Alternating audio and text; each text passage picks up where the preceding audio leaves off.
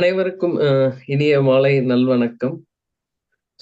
தமிழ் மரபு அறக்கட்டளை பன்னாட்டு அமைப்பின் ஒரு அங்கமான நிகழ்ச்சியாக பன்னாட்டு அமைப்பின் மதுரை கிளை ஏற்பாட்டில் இலக்கிய கூடல் நிகழ்வு ஆனது மாதம் ஒரு முறை நடைபெறுகிறது.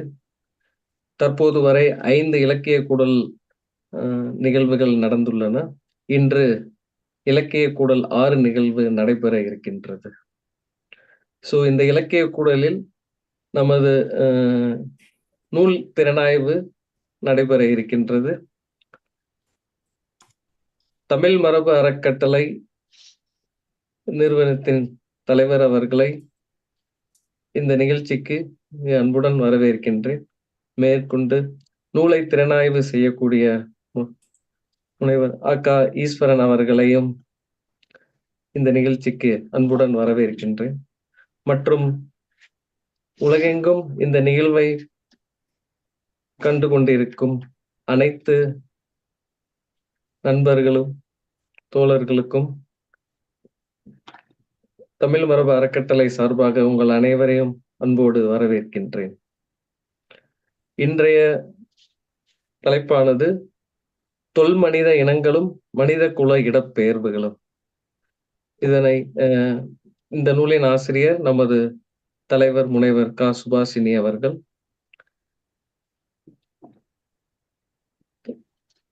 அவர்களுடைய இந்த நூல் கடந்த ஆண்டு 2024ஆம் ஆண்டு இந்த நூலானது வெளியிடப்பட்டது. இதனை திறனாய்வு செய்யக்கூடிய நமது திறனாய்வாளர் முனைவர் ஆ.க. ஈஸ்வரன் அவர்களை பற்றிய ஒரு சிறு குறிப்பு தற்பொழுது வழங்க இருக்கின்றோம். திரு ஆ.க. ஈஸ்வரன் அவர்கள் சென்னையில் பிறந்தவர். இவர் இளங்கலை தமிழ் மாநில கல்லூரியில் தமிழ் இலக்கியம் பயின்றவர். இவரது சமூகவியல் ஆர்வம் இவரை மார்க்சிய பக்கம் கொண்டு சென்றது. இதன் காரணமாக இவர் சைவ சித்தாந்தம், வைணவம் முதலிய சான்றிதழ் படிப்புகள் முடித்துள்ளார். இவர் தொடக்க காலத்தில் புகைப்பட கலைஞராக சமூக விழாக்கள் கூட்டங்களில் தனது பணியை தொடர்ந்தார். இவர் 20 வருடங்களாக நெட் சென்டர் மற்றும் ஜெராக்ஸ் கடை வைத்திருந்தார். தற்போது தன்னுடைய ஓய்வு காலத்தில் நூல்களை எழுதுதல், வாசித்தல் முதலியவற்றை மேற்கொண்டு வருகிறார்.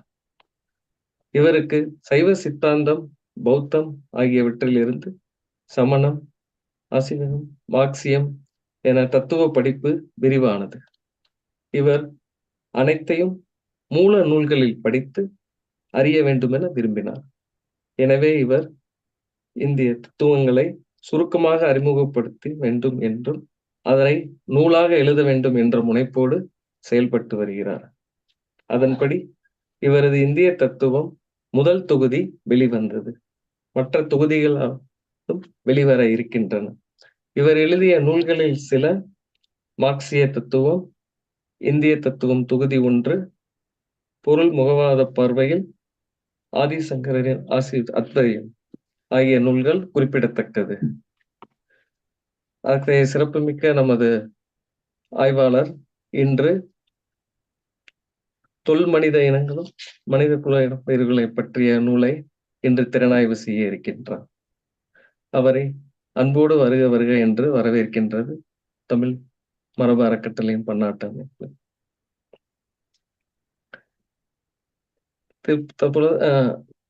திரு முனைவர் தலைவர் தமிழ் மரபு அறக்கட்டளையின் தலைவர் க. சுபாஷினி அவர்கள் சிறு நோக்க உரையை வழங்குமாறு கேட்டுக்கொள்கிறேன். சுரேஷ், பரவாயில்ல, இதுக்கு தேவையில்லை. தோழர் திறனாய்வு பண்ணிட்டோம். அது முடிச்ச பிறகு நான் ஒரு ஏற்புரை வழங்கிறேன். நன்றி. முனைவர் ஆ.க. ஈஸ்வரன் அவர்களை தற்பொழுது திறனாய்வு வழங்குமாறு கேட்டுக்கொள்ளப்படுகிறது. அனைவருக்கும் வணக்கம். இன்று சுபாஷினி அவர்கள் எழுதிய தொல் மனித இனங்களும் மனித குல இடப்பெயர்களும் என்கிற நூலை அறிமுகமாக பார்க்க போகிறோம். அறிவியலை கல்வியாக கொள்ளாதவர்களுக்கு அறிவியல் நூல்களை படிப்பது சற்று சிரமத்தை கொடுக்கும். அப்படிப்பட்டவர்கள் அறிவியலை படிக்காமல் ஒதுங்கிவிடக் கூடாது என்கிற உயர்ந்த நோக்கத்தில் இந்த நூலை சுபாஷினி அவர்கள் வெளியிட்டிருக்கிறார். அறிவியல் தொடர்பான 2 நூல்களை எடுத்து அந்த நூல்களில் காணப்படும் சாரத்தையும் தன்னுடைய அனுபவங்களையும் சேர்த்து இந்த நூலை எழுதியுள்ளார். இந்த 2 நூல் என்று பார்த்தோம்ல, அதுல முதல் நூல் வந்து டேவிட் ரைச் எழுதிய நாம் யார் எப்படி இங்கு வந்தோம் என்கிற நூலும், டோனி ஜோசப் எழுதிய ஆதி இந்தியர் என்கின்ற 2 நூலையுடைய சாரத்தையும் தன்னுடைய அனுபவத்தையும் சேர்ந்து தான் முனைவர் சுபாஷினி அவர்கள் இந்த நூலை எழுதியிருக்கிறார். குறிப்பாக சொல்ல வேண்டுமென்றால் சுபாஷினி அவர்கள் இந்த 2 நூலில் உள்ளதின் பொதுவாக அறிந்து கொள்ள வேண்டியது தேர்ந்தெடுத்து தொகுத்து தந்துள்ளார். இதுதான் இந்த நூலின் சிறப்பு என்று நான் கருதுகிறேன். என்றால் ஒரு பெரிய தொகுதியிலிருந்து நாம் அறிந்து கொள்ள, பொதுவாக அனைவரும் அறிந்து கொள்ள வேண்டிய செய்திகளை மட்டும் தேர்ந்தெடுத்து தெரிவு செய்து தந்ததுதான் இந்த நூலின் சிறப்பாக நான் கருதுகின்றேன். பல்வேறு வகையிலும் இன்று மனித இனம் தனித்தனியாக காணப்படுகிறது. ஆனால் உண்மையில் நாம் அனைவரும் ஒரே இனத்தை சேர்ந்தவர்கள் என்கின்ற உணர்வு இந்த நூலை படித்த பிறகு எனக்கு ஏற்பட்டது. இதே உணர்வு இந்த நூலை படிப்பவர்களின் பெரும்பான்மையினருக்கு ஏற்படும் என்பதில் எனக்கு சந்தேகம் இல்லை. நாடு, மொழி, மதம், சாதி போன்றவற்றின் பெயரால் நாம் அனைவரும் பிளவுபட்டுள்ளோம். அதன் அடிப்படையில் சண்டை சச்சரவுகள் அதிகமாக காணப்படுகிறது. அதே நேரத்தில் பல ஆண்டுகளாகவும் இதே நிலை பல ஆண்டுகளும் தொடர்ந்து கொண்டிருக்கும். இது ஒரு நாள் கண்டிப்பாக முடிவுக்கு வர வேண்டும். அப்படி ஒரு முடிவுக்கு வருவதற்கு இந்த நூல் ஒரு புரிதலை, ஒரு அடிப்படை புரிதலை கண்டிப்பாக தருகிறது என்பதில் எந்த சந்தேகமும் இல்லை. தொல்லியல், கல்வெட்டு, நாணயம், அகழாய்வு, இலக்கியம் போன்றவைகளே இதுவரை வரலாற்றை அறிந்து கொள்வதற்கு பயன்பட்டது. இன்று மரபணுவியல் துறையும் இணைந்துள்ளது. வரலாற்றில் துல்லியத்தன்மையை இந்த மரபணு ஆய்வுகள் தருவதை இந்த நூலில் சுபாஷினி அவர்கள் சுட்டிக்காட்டியுள்ளார். இன்று பலவாறு பிரிந்து காணப்படும் மனித இனங்களுடைய மூதாதையர்கள் தொடக்கத்தில் இன்றைய ஆப்பிரிக்காவில் இருந்து இடம்பெயர்ந்தவர்களே. இதனை ஏற்பதற்கு பலருக்கு தயக்கம் இருக்கலாம். ஆனால் மனிதர்களின் DNA இதனை அறிவியல் வழியில் உறுதிப்படுத்துகிறது. பொதுவாக சிறு சிறு நூல்களையும் சிறு சிறு பகுதிகளாக கொண்ட அத்தியாயங்களையும் சுபாஷினி அவர்கள் விரும்புவது அவரது நூல்களை படிக்கும் போது தெரிகிறது. இந்த நூலும் சிறிய அத்தியாயங்களை கொண்டே அமைந்துள்ளது. இத்தகைய வழிமுறை அதிகமானவரை படிக்க தூண்டும். குறிப்பாக புதிதாக படிக்க தொடங்குபவர்களுக்கு உதவியாக இருக்கும். அத்தியாயங்களுக்கு சுபாஷினி அவர்கள் கொடுக்கும் தலைப்பு அதில் பேசப்பட்ட பொருளை வெளிப்படுத்துவதாகவும் அதனை படிக்க தூண்டும் வகையிலும் இருக்கிறது. முதலில் நாம் யார் எப்படி இங்கு வந்தோம் என்கின்ற நூலை பார்ப்போம். அதில் ஆப்பிரிக்காவில் இருந்து ஒரு அத்தியாயத்தின் தலைப்பு இருக்கிறது. இந்த அத்தியாயம் 2 பக்கங்களில் கலைக்களஞ்சியத்தில் கொடுக்கப்படும் தகவல்களைப் போல சுருக்கமாகவும் செறிவாகவும் இருக்கிறது. ஜீனோம் என்கின்ற சொல்லை பற்றி இந்த அத்தியாயத்தில் பேசப்பட்டுள்ளது. இந்த சொல்லை புதிதாக கேட்பவர்களுக்கு புரியும் வகையில் இதன் பொருளை முதலிலேயே சுபாஷினி அவர்கள் விளக்கி விடுகிறார். ஒரு ரகசியம், எனக்கும் ஜீனோம் என்கிற சொல்லின் பொருள் இந்த நூலை படிக்கும் வரை தெரியாது. கண்டிப்பாக என்னை போன்றவர்களுக்கு இந்த நூல் எழுதப்பட்டிருக்கிறது. தொல் மனித இனங்களும் மனித குல இடப்பெயர்களும் என்கிற நூலை 2 முறை படித்துவிட்டு அந்த நூலின் பற்றிய ஒரு அறிமுகத்தை வழங்கும் அளவிற்கு இந்த நூல் எளிமையாக இருக்கிறது என்று கண்டிப்பாக சொல்லலாம். ஜீனோம் என்பது நமது பெற்றோரிடம் இருந்து வழியாக நம் உடலில் நாம் பெற்று நம்மை உருவாக்கி இருக்கும் அடிப்படை நுண்கூறுகளாகும். அதாவது ஒவ்வொரு பெற்றோரிடம் இருந்து தொடர்ச்சியாக பெறும் நுண்கூறுகளே ஜீனோம் என்கிற சொல் குறிக்கிறது. இந்த ஜீனோம் என்பது நமது பெற்றோர்களிடமிருந்து மட்டுமல்லாது நமது பெற்றோர்களின் பெற்றோர், அந்த பெற்றோர்களின் பெற்றோர் என்று தொடர்ச்சியாக மில்லியன் கணக்கான ஆண்டுகளாக சேகரிக்கப்பட்ட DNA குழுக்களின் தொடர்ச்சியாகும். இந்த ஜீனோமை ஆய்வு செய்வதன் மூலம் பல தலைமுறைகளின் தகவல்களை அறிந்து கொள்ள முடிகிறது. இதுதான் இந்த DNA உடைய சிறப்பு என்று சொல்லலாம். பல தலைமுறையான தகவலுக்கு கூட நம்ம இன்று அறிந்து கொள்ள முடிகிறது. நம்முடைய வரலாற்று காலம் என்பது மிக குறைவாக தான் இருக்கிறது. ஆனால் வரலாற்று காலத்திற்கு முன்பான காலத்தை கூட இந்த DNA கொண்டு நாம் அறிந்து கொள்ள அறிவியல் பூர்வமாக அறிந்து கொள்ள முடிகிறது. இப்படி ஆய்வு செய்யும் போது இன்று பல கண்டங்களில் பிரிந்து மனித இனம் காணப்பட்டாலும் அனைவரின் மூதாதையர்கள் ஆப்பிரிக்காவில் வாழ்ந்தவர்களே என்பதை அறிய முடிகிறது. பிரிந்த பகுதியில் வாழ்ந்த சூழ்நிலை, உட்கொள்கின்ற உணவு ஆகியவற்றால் தோற்றத்தில் மாற்றம் பெற்று காணப்படுகிறார்கள். இந்த மாற்றம் அடைவதற்கு பல லட்சம் ஆண்டுகள் ஆகியிருக்கும். இந்த மாற்றங்கள் எல்லாம் தோற்ற மாற்றங்களே. DNA-வை பொறுத்தளவில் நாம் அனைவரும் ஒரே இணைத்தவர்கள். இந்த அறிவியலை புரிந்து கொண்டால் யாதும் ஊரே யாவரும் கேளீர் என்கின்ற நம்முடைய புறநானூற்று கருத்து நமக்கு நினைவு வரும். அதாவது இன்று உலகில் காணும் அனைத்து மனிதர்களும் உறவினர்களே என்பதை நாம் அறிந்து கொள்ள முடிகிறது. விலங்கின் ஒரு பரிணாம வளர்ச்சியை மனித இனம் என்று பரிணாமவியல் கூறுகிறது. ஆனால் ஒரே இனத்தினுடைய வளர்ச்சியில் இன்றைய நவீன மனிதன் உருவாகவில்லை. அதிலும் பல கலப்புகள் நிகழ்ந்துள்ளது. நியாண்டர்தால், டெனிசோவன் போன்ற பல இனங்களின் கலப்பே இன்றைய நவீன மனித இனம். அதனால் தூய இனம், தனித்தின இனம் என்கின்ற பேச்சுக்கு அறிவியலில் ஆதாரம் இல்லை. நவீன மனித இனத்தின் உடலில் அதிகபட்சமாக சில குறிப்பிடத்தக்க நிலப்பகுதிகளில் உள்ள மனிதர்களிடம் 25 விழுக்காடுகள் வரை நியாண்டர்தால் மரபணு கூறுகள் கலந்திருப்பதாக வியப்பூட்டும் தகவல் கிடைக்கிறது. அதிகமான அளவு நியாண்டர்தால் மரபணு கலப்பு என்பது ஐரோப்பாவில் நடந்திருப்பதாக அறிய முடிகிறது. நியாண்டர்தால் அதிக எண்ணிக்கையில் அந்த பகுதியில் வாழ்ந்தனர் என்பதே இதற்கு காரணமாக கொள்ளலாம். ஆக மனித வகையினங்களுடன் கலப்பு பெற்றவனே இந்த நவீன மனிதன். தமிழ்நாட்டு கிராமங்களில் வாழ்ந்து வரும் பெருமக்களில் பலர் 50 கிலோமீட்டர் சுற்றளவுக்கு கூட வாழ்நாளில் தாண்டாதவர்கள் இருக்கின்றனர், இன்றும் இருக்கின்றனர். இதனை வைத்து பார்க்கும்போது அத்தகையவர்கள் கலப்பில்லாமல் அகமணமுறை செய்து கொண்டு வாழ்பவர்களாக இருப்பதனால் இவர்கள் கலப்பில்லாமல் வாழ்ந்திருப்பார்கள் என்று நினைக்க தூண்டும். ஆனால் இது தவறாகும். பல தலைமுறைகளாக குறுகிய ஒரே நிலப்பரப்பில் வாழ்ந்து வந்தார்கள் என்பது உண்மையே.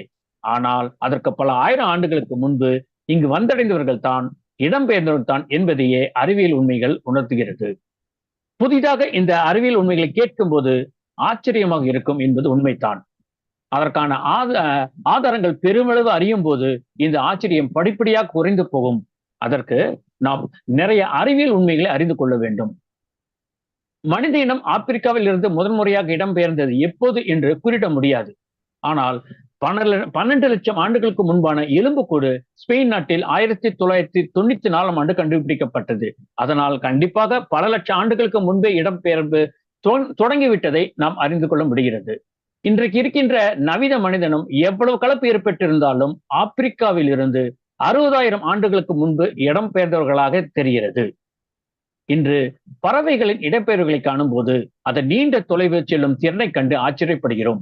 அதே போல பல லட்சம் ஆண்டுகளுக்கு முன்பு மனித இனத்தினுடைய பயணத்தின் அளவும் நம்மை வியக்க வைக்கிறது.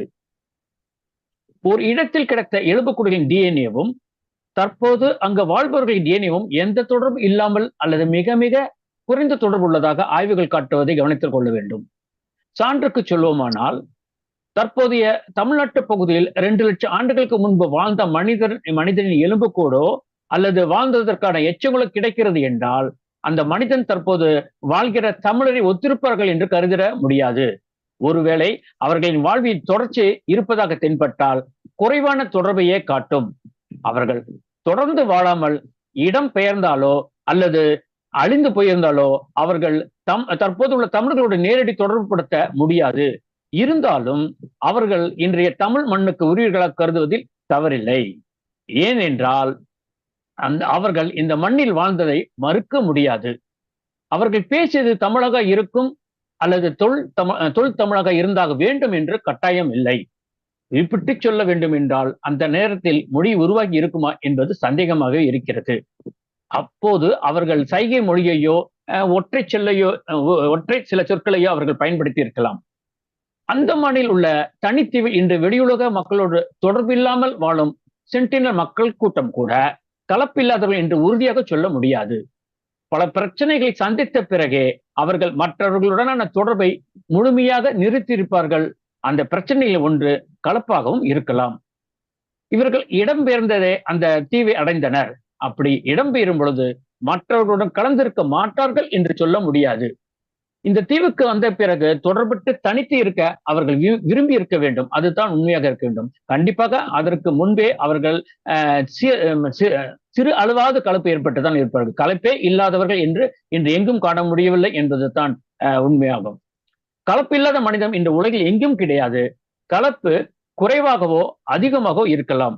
ஆனால் கலப்பு இல்லாத தூய இனம் எங்கும் கிடையாது. இந்த வரலாற்று உண்மையை அறிந்து கொண்டால் தூயவாதம் பேசுவது ஆதாரமற்றது என்பதை முதலில் நாம் அறிந்து கொள்வோம். அடுத்து அவர்களை அறிய வைப்போம். அதாவது தூய இனவாதம் பேசுபவர்களுக்கு நாம் புரிய வைப்போம். முதலில் நாம் தெளிவு பெற்றால் தான் அவர்களை தெளிவுபடுத்த முடியும். இந்த அறிவியல் உண்மைகள் எல்லாம் கண்டிப்பாக நம்மை தெளிவுபடுத்துவதை போல அவர்களையும் கண்டிப்பாக தெளிவுபடுத்தும். இந்த மரபணுவியல் ஆய்வுகள் மனித இனத்தின் கலப்பினை வெளிப்படுத்துவது எதிர்காலத்தில் உலக மக்களின் ஒற்றுமைக்கு வழிவகை செய்யும் என்கிற நம்பிக்கை எனக்கு கண்டிப்பாக இருக்கிறது. கருப்பான நிறத்தில் ஆப்பிரிக்காவில் காணப்படும் மனித கூட்டம் இன்று எப்படி இன்று பல பகுதிகளில் பல நிற வேறுபாடுகளும் காணப்படுகிறார்கள் என்ற கேள்வி நம் முன் எழும். இதற்கு இந்த நூல் பதில் தருகிறது. இன்று நமக்கு கிடைக்கிற தொன்மையான டிஎன்ஏ தகவல்களை ஆராய்ந்தால் 8000 ஆண்டுகளுக்கு முன்பு வாழ்ந்த ஐரோப்பிய வேட்டையாடும் குழுக்கள் நீல நிற கண் விழிகளோடும் கருத்த தோலுடனும் கருத்த நிறமுடைய முடியையும் கொண்டிருந்ததாக ஆய்வுகள் காட்டுகிறது. இதற்கு காரணம் கருத்த நிறமுடைய இடம்பெயர்ந்த மனித கூட்டம் பல கலப்புகளாலும் தட்பவெப்ப சூழ்நிலைகளாலும் உணவு பழக்கத்தாலும் இன்றைய நிற மாற்றத்தை அடைந்திருப்பர். இதற்கு பல ஆயிரம் பல லட்சம் ஆண்டுகள் ஆகியிருக்கும் என்பதில் சந்தேகம் இல்லை. கருத்த நிறத்தோடும் மஞ்சள் நிறத்தோடும் சிவந்த நிறத்தோடும் வெள்ளை நிறத்தோடும் இன்று மனித கூட்டங்கள் காணப்படுவதற்கு இதுவே காரணங்களாகும். எந்த நிறத்தில் மனிதர் காணப்பட்டாலும் அனைவரும் ஆப்பிரிக்க மூதாதையரை சேர்ந்தவர்களே ஆவர். இன்று அமெரிக்காவில் உள்ள கருப்பு இனத்தவர் வெள்ளை நிறத்தவர்களோடு கலப்பு ஏற்பட்டு தோலின் நிறம் முதல் பல மாற்றத்தை பெற்று வருவதை நாம் காண முடிகிறது. இன்று அதிகமாக கலப்பு என்று கூட ஒரு வகையில் சொல்லலாம். அமெரிக்காவில் கருப்பு இனத்தவரும் வெள்ளை நிறத்தவர்களும் கொண்ட கலப்பு என்பது நிச்சயமாக நாம் இப்போது அதிகமாக பார்க்கக்கூடியதாக இருக்கிறது. நிச்சயமாக மனிதன் எதிர்காலத்தில் மீண்டும் மீண்டும் கலந்து ஒரே இனமாக மாறுவது உறுதி என்பது சந்தேகம் இருக்காது. தூய இனம் என்கிற தலைப்பில் உள்ள 16 அத்தியாயத்தில் கூறுவது மிக முக்கியமான ஒன்றாக நான் கருதுகின்றேன். தூய இனம் என்ற பேசுகிற இனவாதம் உலகில் அழிவையே இதுவரை தந்துள்ளது. இனம் பற்றிய ஆய்வை இத்தகையவர்கள் தவறாக பயன்படுத்தி இருக்கின்றனர். இதை பற்றி இந்த அத்தியாயம் பேசுகிறது. ஐரோப்பாவில் 20ஆம் நூற்றாண்டு காலகட்டத்தில் இந்தோ ஐரோப்பியர்கள் என்கிற அடிப்படையில் ஆரியர்கள் தூய இனம் என்கிற கருத்தோடு நாஜி என்கிற இயக்கம் உருவானது. 2ஆம் உலகப் போருக்கு ஏகாதிபத்திய காரணங்களுடன் இந்த இனவாதமும் ஒரு முக்கிய காரணமாக இருந்தது. இந்த போரில் பெரும் நாசங்கள் ஏற்பட்டது. இதற்கு ஒரு காரணமான ஆரிய இனவாதம் என்கிற தவறான கருத்தின் அடிப்படையில் உருவானது என்பது பிற்காலங்களில் செய்யப்பட்ட ஆய்வுகளால் அறிய முடிகிறது. இன்று இந்தோ ஐரோப்பிய மொழி பேசுபவர்கள் ஜெர்மானிய மூதாதையர்கள் அல்ல. உண்மையில் ஸ்டெப்பி புல்வெளி மற்றும் மைய ஆசிய பகுதிகளிலிருந்தும் அதற்கு பின்னர் கிழக்கு ஐரோப்பிய பகுதியிலிருந்தும் சுமார் 5000 ஆண்டுகளுக்கு முன்பு இடம் பெயர்ந்தவர்கள் என்பதை ஆய்வுகள் உறுதிப்படுத்துகின்றன. உண்மையில் ஜெர்மனிகள் எம்னாயா என்கிற பண்பாட்டு கூறுகளை கொண்ட குழு என்பது தெளிவானது. நாஜிக்களின் இன தூய்மைவாதம் என்கிற கருத்தாக்கத்திற்கு அறிவியல் அடிப்படையில் ஆதாரமே இல்லை. சுபாஷினி அவர்கள் தமது நூலில் தமிழ் சூழலில் காணப்படும் தூய இனம், உயர்ந்த ஜாதி, ஆண்ட பரம்பரை என்கிற இனவாத அடிப்படையில் பேசுகிற அனைத்தும் மிக தவறானது என்பது மட்டுமல்ல, சமூகத்தில் பின்விளைவுகளை உருவாக்கும் என்று கூறுவதை நாம் கவனத்தில் கொள்ள வேண்டும். அடிப்படைவாதிகள் உண்மை வரலாற்றை விடுத்து தவறான கருத்துக்களை உருவாக்கி அதனை வரலாறாக திரித்து காட்டுகிறார்கள் என்பதை இன்றும் நாம் காண்கிறோம். ஆதாரமற்ற இந்த நாஜிசம், பாசிசம் ஆகியவற்றை ஆதாரமான அறிவியல் உண்மைகளால் மறுக்கப்பட வேண்டும். ஆதாரம் அற்ற முறையில் இருக்கின்ற இவற்றை அறிவியல் உண்மைகளால் நாம் மறுக்கப்பட வேண்டும். தேச மக்கள் ஒன்றுபட்டு வாழ்வதற்கும் உலக மக்கள் ஒன்றுபட்டு வாழ்வதற்கும் இத்தகைய பாசிச அடிப்படைகள் தடையாக இருக்கிறது. இன்றைய சூழ்நிலையில் மரபணு ஆய்வுகள் அறிவியல் வழியில் இத்தகைய போக்கை மறுக்கிறது. இந்த வகையில் இது போன்ற நூல்கள் மிகுந்த பயனுள்ளதாக இருக்கிறது என்பதில் மறுக்க முடியாத உண்மையாகும். குறிப்பாக சொல்ல வேண்டும் என்றால், இந்த ஆணவ படுகொலையில் இருந்து இன்று நடக்குகின்ற இந்த தூய்மைவாதம், ஆண்டபுரம் என்கின்ற பேசுகின்ற காலத்தில் இது போன்ற நூல்கள் கண்டிப்பாக நிறைய வர வேண்டும். அந்த நூல் வந்தால் மட்டும் போகாது, இது போன்ற அறிமுகத்தின் மூலமாகவும் மதிப்பீட்டின் மூலமாகவும் விமர்சனங்கள் மூலமாக மக்களிடம் கொண்டு செல்ல வேண்டும். கண்டிப்பாக இந்த அறிவியல் உண்மைகளையே நம்மை தெளிவுபடுத்தும். சுபாஷினி அவர்கள் தமது நூலின் 21வது அத்தியாயத்தில் இந்திய மரபணுவியல் ஆய்வுகள் பற்றி பேசியிருக்கிறார். இந்தியாவை பொறுத்தவரை மரபணுவியல் ஆய்வாளர்கள் இந்திய மக்களை பெரிய 2 வகை இனப்பிரிவுகளாக பிரிக்கின்றனர். ஒரு பிரிவினர் தொன்மையான வட இந்திய கூட்டத்தினர், மற்றொரு பிரிவினர் தொன்மையான தென்னிந்திய கூட்டத்தினர். வட இந்திய கூட்டத்தினரின் மரபணுக்கள் ஐரோப்பிய, மத்திய ஆசிய, கிழக்காசிய, ஈரான் நிலப்பகுதி மக்களின் மரபணுவோடு நெருக்கமான தொடர்பு கொண்டிருக்கிறது. தென்னிந்திய கூட்டத்தினரின் மரபணுக்கள் இன்றைய உலகில் வாழ்கின்ற மற்ற பகுதிகளின் கலப்புகள் போல் இல்லாமல் மிக மிக குறைவான நிலையில் மிக பெரும்பான்மையான மரபணு கூறுகள் மிக தொன்மையான காலத்தில் ஆப்பிரிக்காவில் இருந்து புலம்பெயர்ந்த மக்கள் கூட்டத்தோடு தொடர்புடையதாக இருக்கிறது. இந்த நூலின் 22ஆம் அத்தியாயத்தில் கூறியதையும் இங்கே சேர்த்து பார்ப்பது சரியாக இருக்கும். தொன்மையான வட இந்திய மரபணு என்பது 50 விழுக்காடு இன்றைய ஈரானிய விவசாயிகள் சுமார் 9000 ஆண்டுகளுக்கு முன் இந்திய துணைக்கண்டத்துக்கு வந்து சேர்ந்த மக்கள் கூட்டத்தினையும், 50 விழுக்காடு ஸ்டெப்பி புல்வெளி மூதாதையர்கள் சுமார் 5000 ஆண்டுகளுக்கு முன் வந்து சேர்ந்த இனக்குழுவின் கூட்டு கலவையாக இருக்கிறது. தொன்மையான தென்னிந்திய மரபணு என்பது சுமார் 9000 ஆண்டுகளுக்கு முன் ஈரானிய விவசாயிகள் கூட்டத்திலிருந்து இந்திய பகுதிக்குள் வந்த மக்களின் மரபணு கூறுகள் 25 விழுக்காடு உள்ளது. 75 விழுக்காடு இக்கூட்டம் வருவதற்கு முன்பு இந்திய பகுதியில் இருந்த தொன்மையான வேட்டையாடி கூட்டத்தினின் மரபணுக்களின் கலப்பினால் உண்டான மரபணுக்கள் கூறுகள் காணப்படுகிறது. ஆக கலப்பே இல்லாதவர்கள் உலகில் எங்கும் கிடையாது. குறைவான அதிகமான கலப்புகளை கொண்டவர்களே காணப்படுகின்றனர். கலப்பு என்று நிகழ்ந்துவிட்டால் அனைத்தும் ஒன்றுதான்.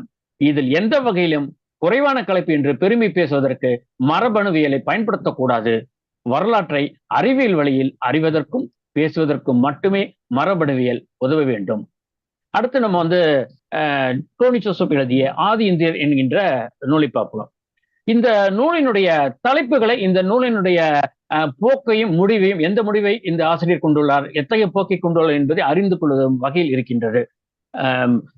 இந்த நூல் மொத்தம் 4 அத்தியாயங்கள் கொண்டதாக இருக்கிறது. முதல் அத்தியாயத்தின் பெயர் முதல் இந்தியர், 2வது அத்தியாயம் முதல் உழவர், 3வது அத்தியாயம் முதல் நகரவாசிகள் அரப்பர்கள், 4வது அத்தியாயம் இறுதியாக குடியேறியவர்கள் ஆரியர்கள். இந்த பட்டியலை பார்க்கும் பொழுது டோனி ஜோசப் அவர்கள் என்ன கூற வருகிறார், எந்த வரிசைப்படுத்துகிறார் என்று நமக்கு தெளிவாக புரிந்து கொள்ள முடிகிறது.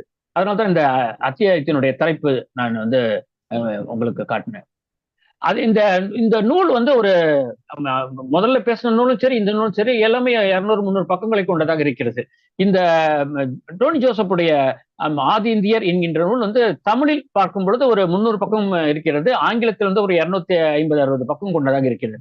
அப்படிப்பட்ட அறிவியல் தகவல்களை நிறைந்த அந்த நூலை சுபாஷினி அவர்கள் ஒரு 30 பக்கத்திற்கு நமக்கு சுருக்கி தந்துள்ளார். ஒரு பெரிய முதல் முறையாக அறிவியல் நூல்களை படிக்கும் பொழுது ஒரு பெரிய நூலை படிப்பது சிரமம். ஏனென்றால் அறிவியல் கலைச்சொற்கள், பல கலைச்சொற்கள் இதுவரை கேட்காதவர்கள் புதிதாக படிக்கும் போது சிரமமாக இருக்கும், எந்த சந்தேகமும் இல்லை. அப்படிப்பட்டவர்கள் இந்த 300 பக்கங்களை உள்ள நூலை நேரடியாக எடுத்து படிப்பதை விட சுபாஷினி போன்றவர்கள் இந்த அறிமுக எழுதிய நூல்களை படித்துவிட்டு மூல நூலுக்கு செல்லுவது சிறப்பாக இருக்கும். சுபாஷினி அவர்கள் இதை 30 பக்கத்தில் முக்கியமான தகவல்கள், எந்த தகவலையும் விட்டுவிடாமல் மிகவும் சிறப்பாக சுருக்கி தந்துள்ளார். நாம் அதை கூட சுருக்கமாக இன்னைக்கு நம்ம பார்ப்போம். இந்த சுபாஷினி அவர்கள் இத்தகைய நூலை நான் எடுத்து பேசுவதில் மற்றொரு காரணம் இருக்கின்றது.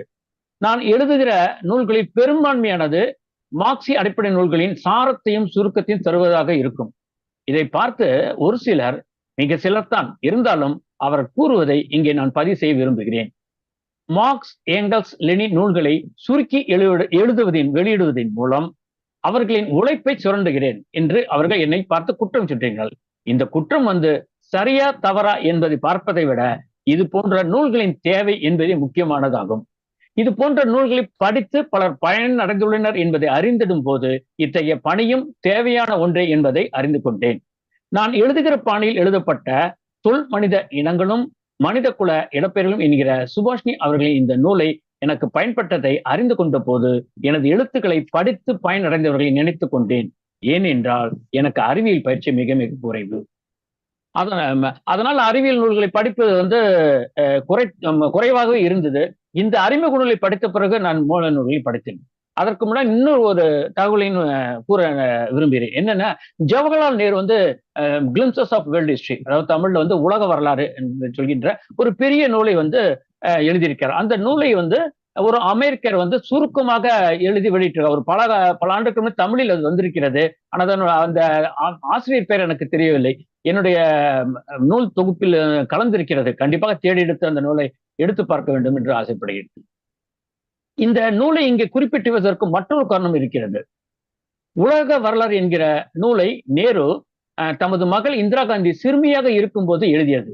அதனால் உலக வரலாறு என்று அந்த சிறுமிக்கு நிறைய தரவுகளை அள்ளி கொடுக்காமல் தேவையான தரவுகளை கொடுத்து அந்த மொத்த தரவுகளின் அடிப்படையில் சிறுமியான இந்திரா காந்தி என்ன புரிந்து கொள்ள வேண்டுமோ அதனை அந்த நூலில் எழுதியிருப்பார்.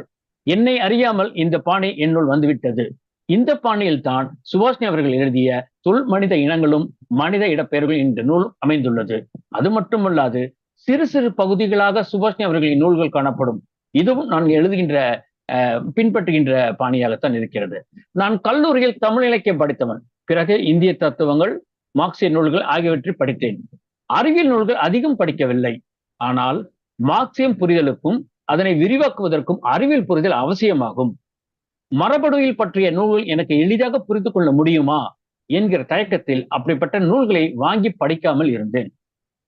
சுபாஷினி அவர்களின் தொல் மனித இனங்களும் மனித குல இடப்பெயர்கள் என்கிற நூலை படித்தவுடன் அண்மையில் நடைபெற்ற சென்னை புத்தக கட்சியில் குறிப்பிட்ட இரண்டு நூல்களை வாங்கினேன். நான் நிறைய நூல்களை வாங்கினேன். இந்த இடத்துல பொருத்தமாக குறிப்பிட்டு சொல்ல 2 நூல்களை சொல்லலாம். டோனி ஜோசப் எழுதிய ஆதி இந்தியர் என்கின்ற நூலை வாங்கி படித்தேன். அதே போல யுவால் நோவா ஹராரி எழுதிய சேப்பியன்ஸ் என்கின்ற 2 நூல்களையும் படித்தேன்.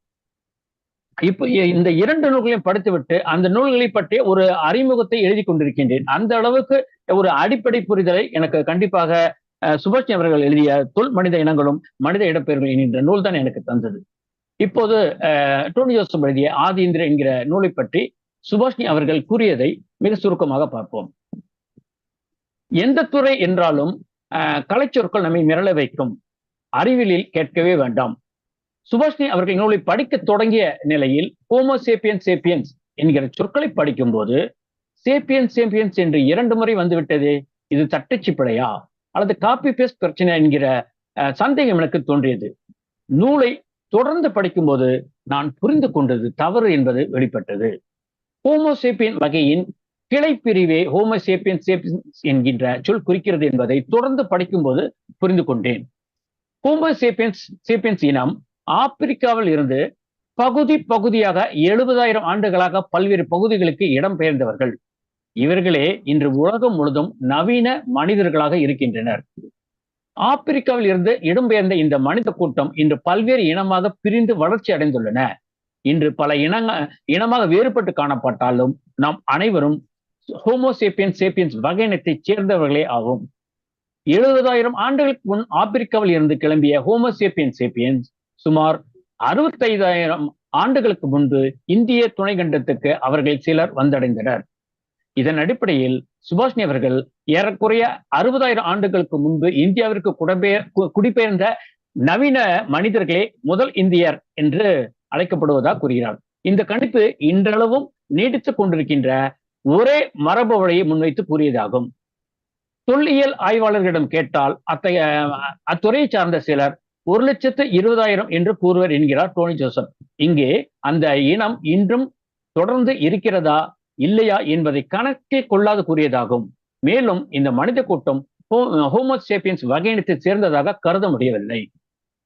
ஒரே உருவத்தை கொண்ட ஹோமோ வகையினத்தின் தொடர்ச்சியாகவே பொதுவாக இன்றைய நவீன மனிதன் வளர்ச்சியை பார்க்கிறோம். ஆனால் இது உண்மையல்ல. நம்மை போன்ற இனம் இந்த உலகில் பல இருந்திருக்கிறது. ஆனால் இன்று உயிர் வாழ்ந்து கொண்டிருக்கும் மனித இனம் என்பது ஹோமோசேப்பியன்ஸ் சேப்பியன்ஸ் மட்டுமே.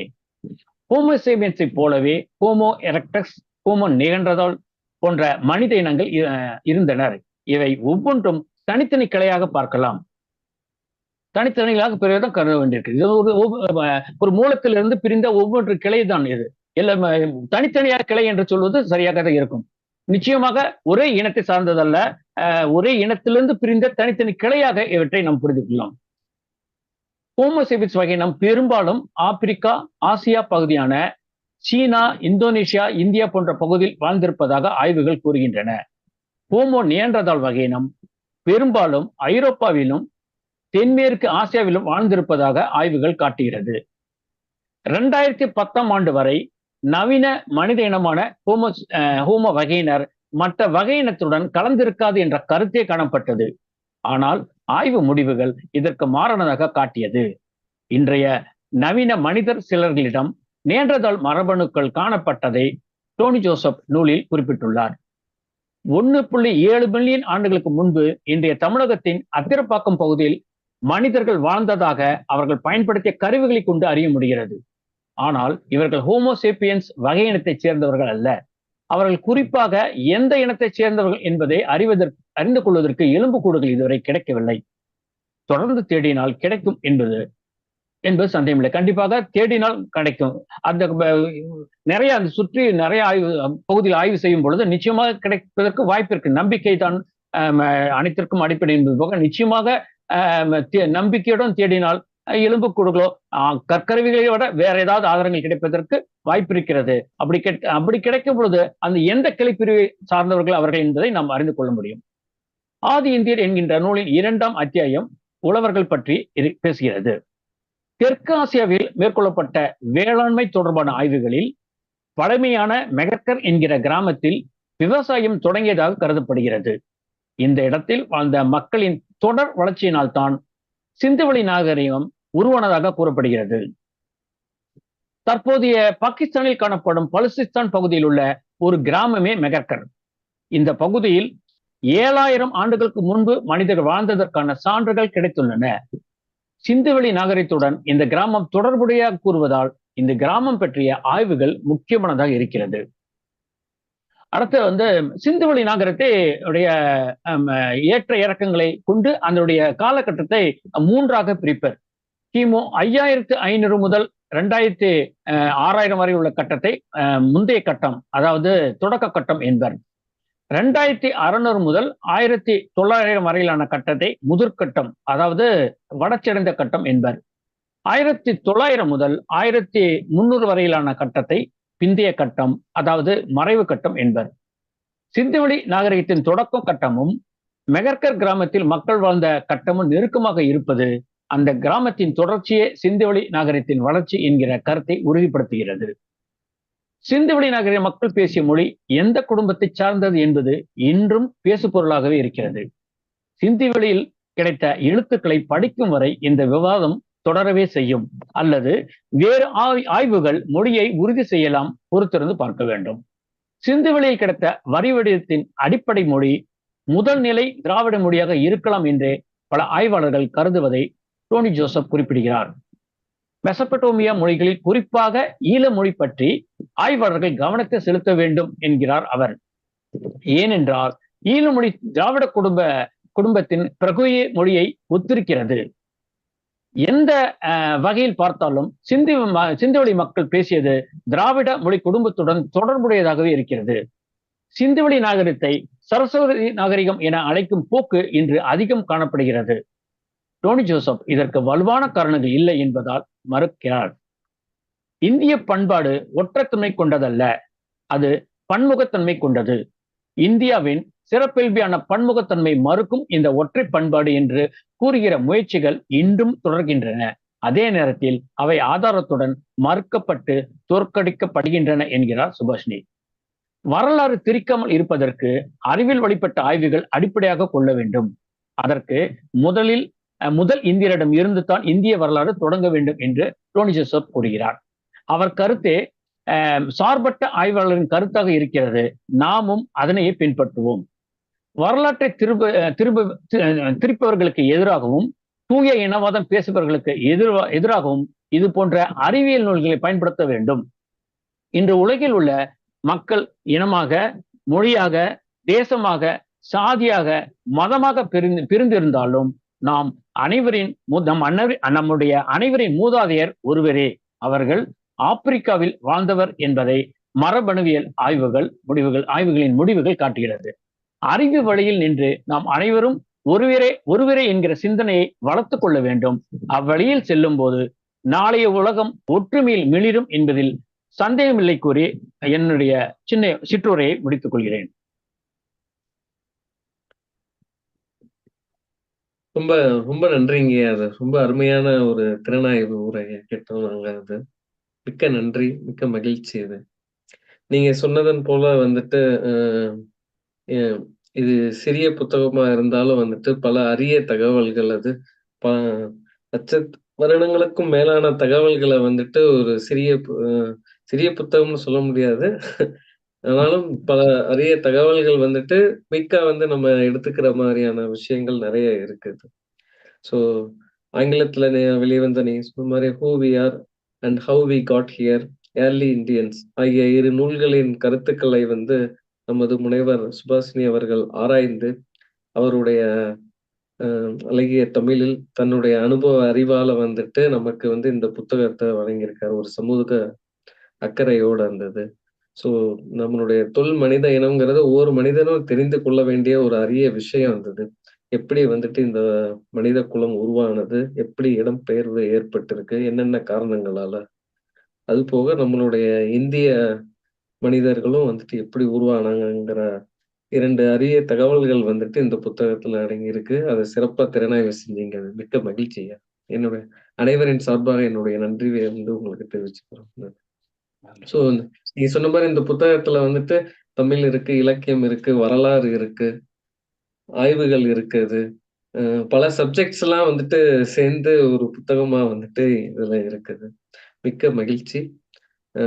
ஸோ குழுவில் இணைந்திருக்கும் மற்ற நபர்கள் தங்களுடைய கருத்துக்களை இங்க பதிவுமாறு கேட்டுக்கொள்ளப்படுகிறது.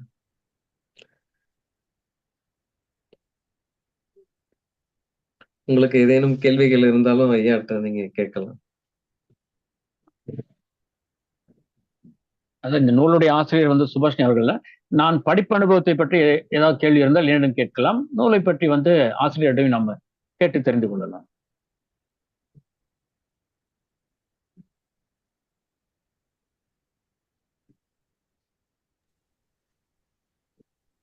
எல்லாரும் தயங்காம பேசலாமே.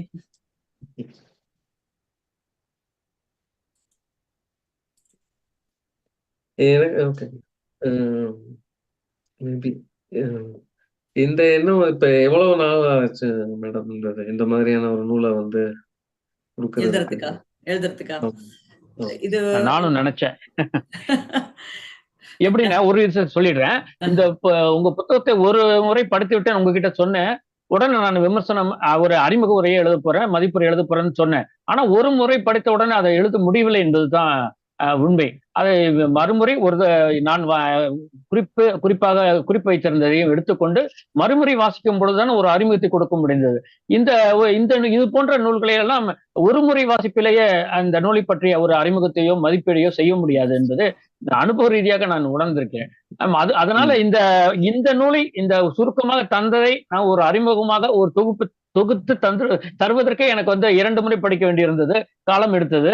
அப்படி இருக்கும் பொழுது நீங்க இந்த 2 புத்தகம் ஒரு கிட்டத்தட்ட 300-600 பக்கம் இருக்கு ஆங்கிலத்துல, தமிழை சேர்த்தது மொத்தம்.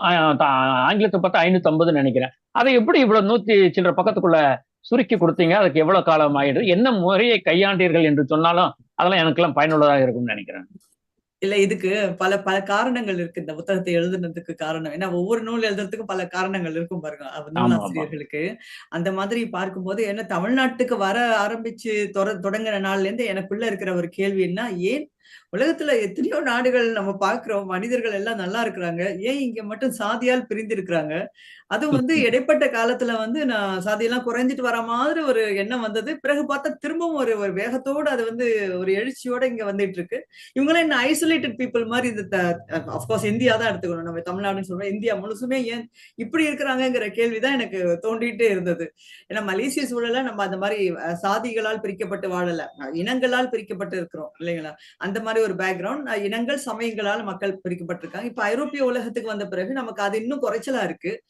எல்லாரும் வந்து ரேசிசம் பத்தி பேசினாலே மிகப்பெரிய தவறான கருத்தா பாதிக்கப்படுற ஒரு விஷயமா இருக்கு. அங்க எல்லாம் ரொம்ப கேர்ஃபுல்லா எல்லாத்தையும் டீல் பண்ண வேண்டியதா இருக்கு. நம்ம ஒரு எத்னிக்க பற்றி எல்லாம் பேசும்போது ரொம்ப சென்சிட்டிவா நம்ம அந்த டாபிக்ஸ் எல்லாம் பேச வேண்டிய, மனிதர்கள் அப்படின்னு சொல்லக்கூடிய வகையில ஒரு மேம்பாடு நமக்கு வந்து இப்ப யூரோப்பியன் ஸ்காண்டினேவியன் கண்ட்ரீஸ் எல்லாம் வந்துருச்சு. அந்த சூழல்ல நம்ம இருக்கிறோம்.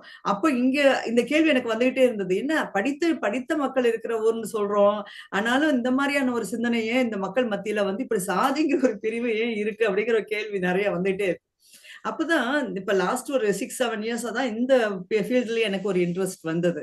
ஏன்னா அதுக்கு முதல்ல வரைக்கும் நான் ஐரோப்பிய தமிழாலஜி அந்த டாபிக்ல ரொம்ப சீரியஸா இருந்தேன். அப்புறம் தமிழ் ஃபோக்ஸ் மைக்ரேஷன் அந்த ஃபீல்டுல ரொம்ப ஈடுபாடா இருந்தேன். ஆனா இது வந்து சயின்ஸ் வந்து டிஎன்ஏ சயின்ஸ் ரொம்ப பாப்புலரா நிறைய ஆய்வுகள் உலகமெங்கும் நிறைய ஆய்வுகள் நடக்குது அப்படின்னு பார்த்தபோது அது சொன்ன ஒரு விஷயம் என்னன்னா, உலகத்துல பூராவும் எங்க சீனரா இருந்தாலும் சரி, ஜப்பான்காரரா இருந்தாலும் சரி, அல்லது வந்து யூரோப்பியனா இருந்தாலும் சரி, தமிழரா இருந்தாலும் சரி, நீங்க வந்து அது தேவரோ, கவுண்டரோ, பிள்ளையரோ, பறையரோ யாரு நீங்க சொன்னாலும் சரி, எல்லாரும் ஹோமோசேப்பியன் தான் அப்படிங்கிற ஒரே அடிக்கிற மாதிரி டிஎன்ஏ சயின்ஸ் சொல்ற போது, எஸ் இத்தனை நாள் தேடிட்டு இருந்த ஒரு விஷயத்துக்கான விடை இதுதான் அப்படிங்கிற ஒரு எண்ணம் மனசுல வந்தது. இதுதான் பேசிக்கா எனக்கு வந்து இதுல ஒரு ஆர்வம் வர்றதுக்கு காரணம். ஏன்னா நான் நினைப்பேன், இப்ப தமிழ் சூழல்ல இந்தியாவுன்னு எடுத்துக்கோமே, தமிழ் சூழல் அல்லது இந்திய சூழல் இருக்க மிகப்பெரிய சமூக பிரச்சனைகளுக்கெல்லாம் காரணமே சர்வசாதாரணமா ஒரு மனிதர் வாழ இருக்கிறதுக்கு காரணமே இந்த சாதி பிரச்சனையா தான் இருக்கு.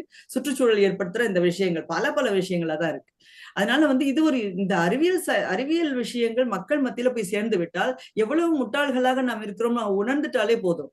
அப்ப இந்த சர்வசாதாரணமா நாங்க எல்லாரும் மனிதர்கள், விலங்குகள்ல நம்ம ஒரு டைப் சோமோசேப்பியன்ஸ் அப்படிங்கறதுல சேப்பியன் வகை நம்ம.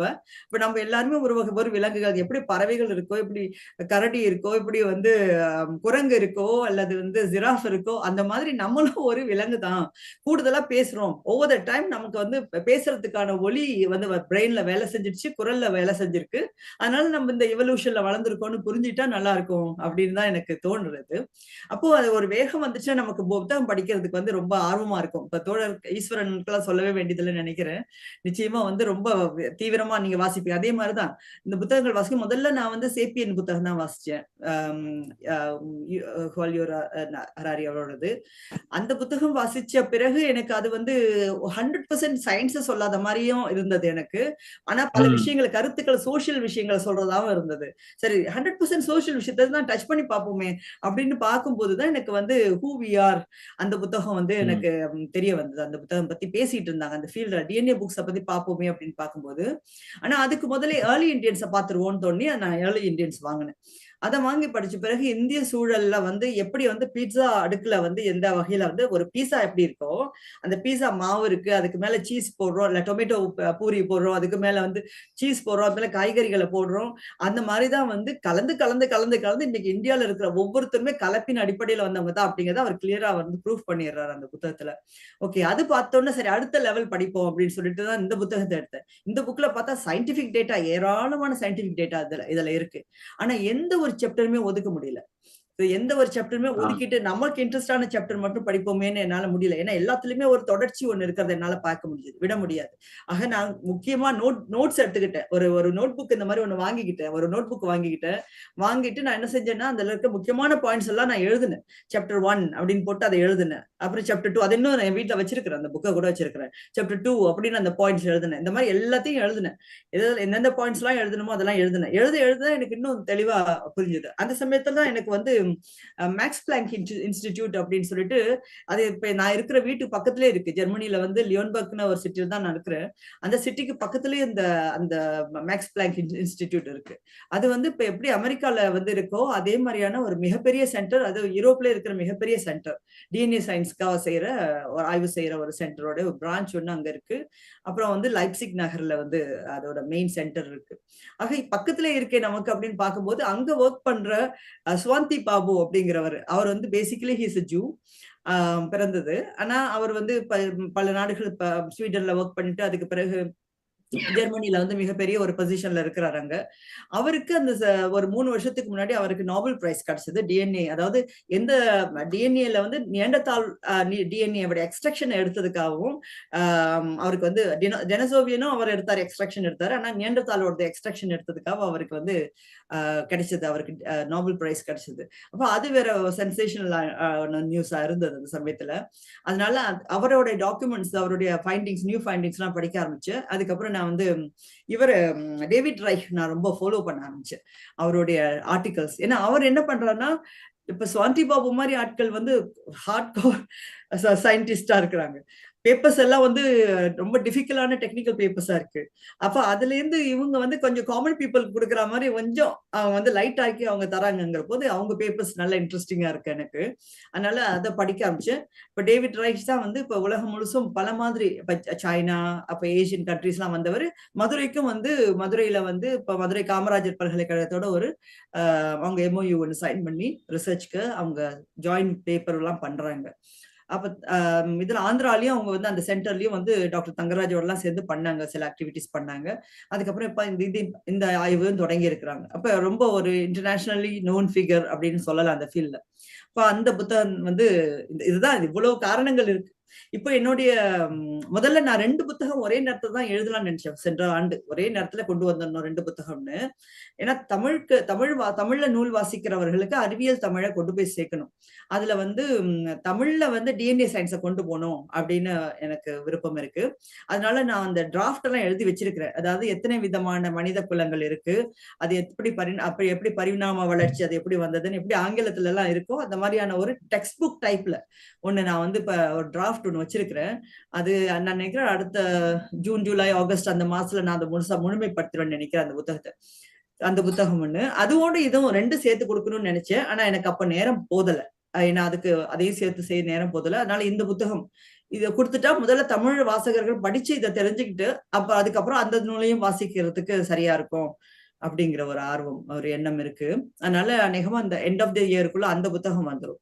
அதுவும் ஒரு நிறைய மனிதர் குலத்தை பத்தி, அதாவது விலங்குகள்ல இந்த விலங்கை பத்தி நம்மளை பற்றி அறிந்து கொள்வதற்கு நமக்கு முன்னாடி இந்த விலங்கு நம்மளுடைய சொந்தக்காரவங்க எத்தனை பேர்லாம் இருந்தாங்க இல்லையா?